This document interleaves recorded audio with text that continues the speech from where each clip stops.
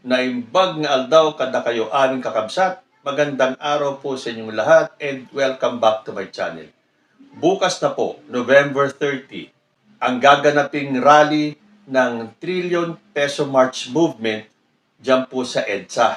At ang layunin po ng rally na to ay isang mapayapang rally against corruption.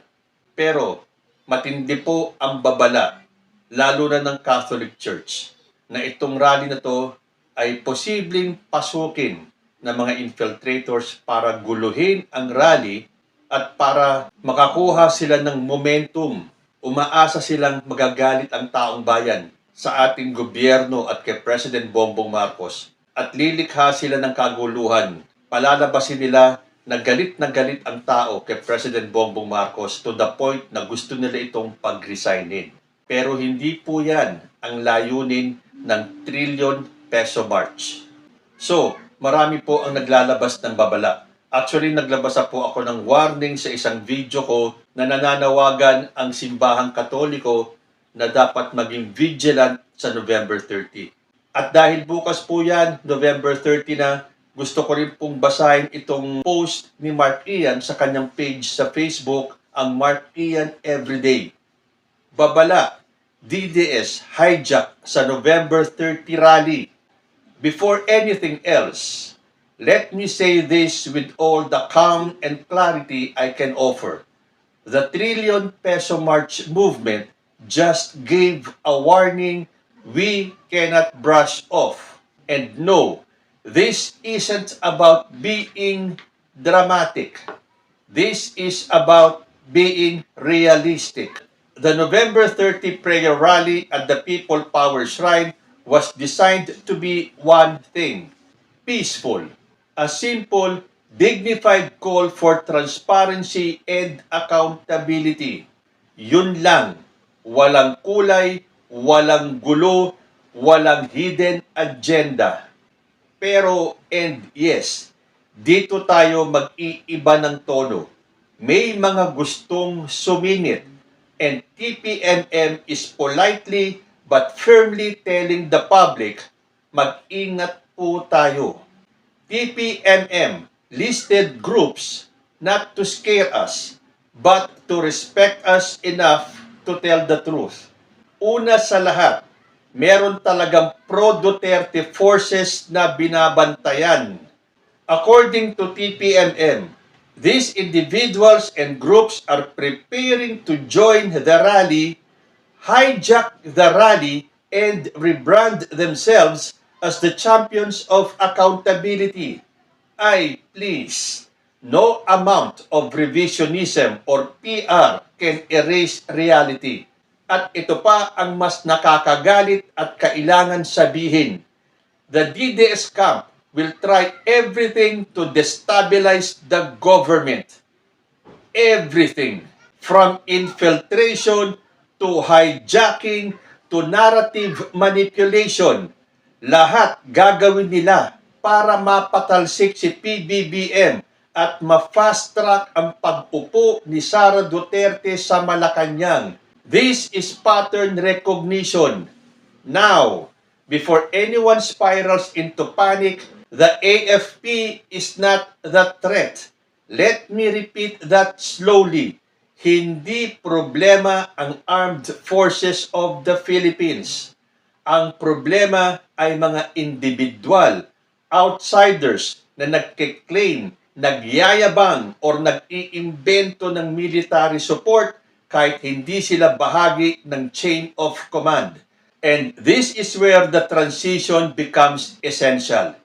AFP Chief of Staff General Romeo Browner Jr.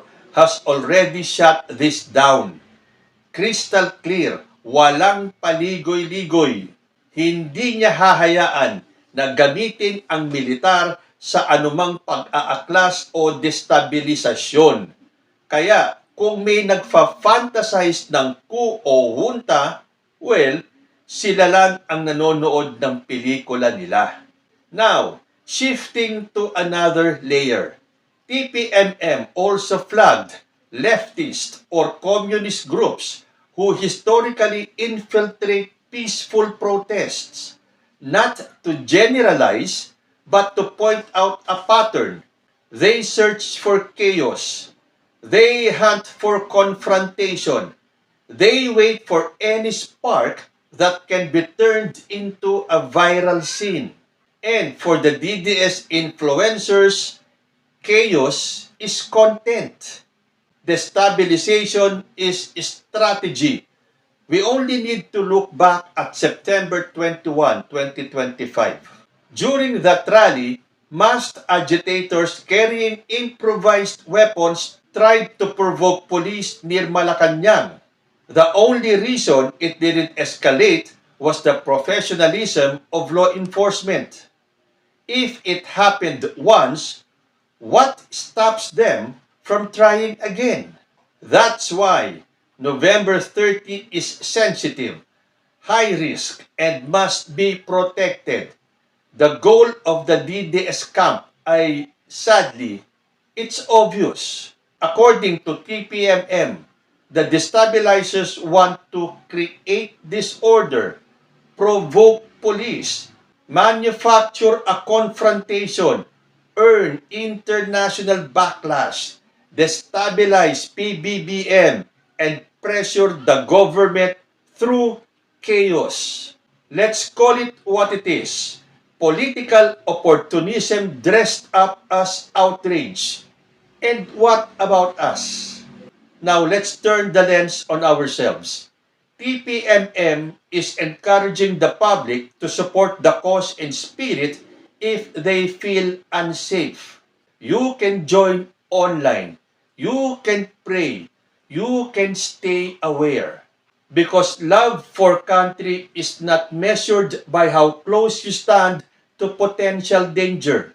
At the end of the day, TPMM wants a protest that is peaceful. And they reject Duterte's camp's hijack attempts. Individuals falsely invoking the military. Leftist provocateurs. And any form of destabilization disguised as people power. Nothing more, nothing less. So yan po ang kabuoang babala ni Mark Ian sa kanyang Facebook page. So talaga pong hindi hihinto itong manggugulong ito at pinangalanan nga ng TPMM o yung Trillion Peso March Movement. Nangunguna na ang kampo ng mga Duterte, ang mga leftists o yung mga makakaliwa.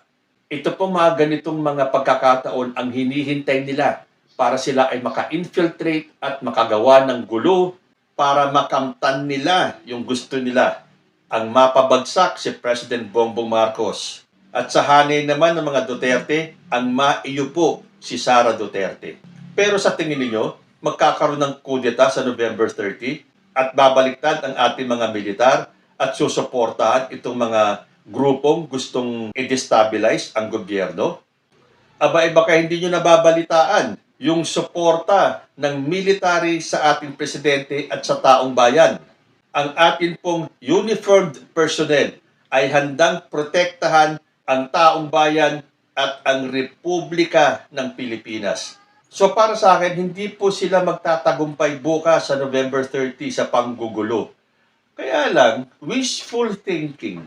Hindi ba para talagang maiwasan itong panggugulo bukas sa gaganaping rally ng Trillion Peso March? Isn't it safe to say na mas maganda kung hindi na lang ituloy yung rally na yan at pabayaan itong mga grupong ito, itong kokonting bilang ng mga tao na gustong manggulo para makikita kagad natin kung sino-sino sila.